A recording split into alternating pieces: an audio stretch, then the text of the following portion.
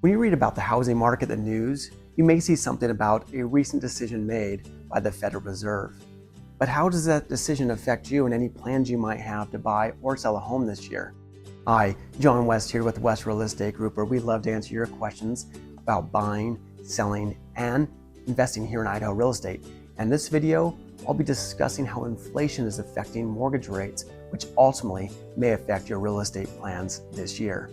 Now, the Fed has been trying hard to reduce inflation, and even though there's been 12 straight months where inflation has cooled, as you can see illustrated on this graph, the most recent data shows it's still higher than the Fed's target of 2%. While you may have been hoping that the Fed would stop their hikes since they've been making so much progress on their goal of bringing down inflation, they don't want to stop too soon and risk inflation climbing back up as a result. Now, because of this, the Fed has decided to continue to raise the federal funds rate. Jerome Powell, the chairman of the Federal Reserve, said they remain committed to bringing inflation back to their 2% goal and will keep longer-term inflation expectations well anchored. Inflation has remained stubbornly high this year, and the economy has been remarkably resilient. Labor market has also been robust, and this may be contributing to the stubbornly high inflation we've been seeing. So, the Fed has to pump the brakes a bit more. Even though the Federal Reserve's rate hike by the Fed doesn't directly dictate what happens with mortgage rates, it does have an impact.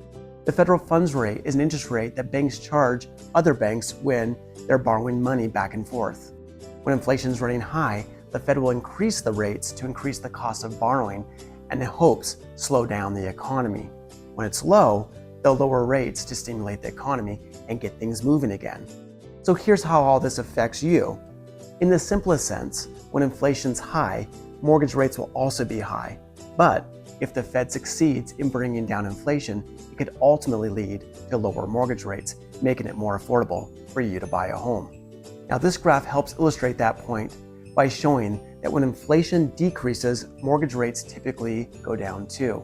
As the data shows, inflation, shown in the blue trend line, is slowly coming down, and based on historical trends, mortgage rates, shown in the green trend line, are likely to follow.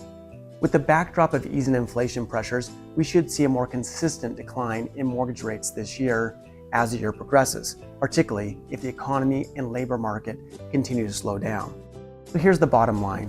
What happens to mortgage rates depends on inflation, and if inflation continues to cool down, mortgage rates should go down too, and that's what's predicted to happen.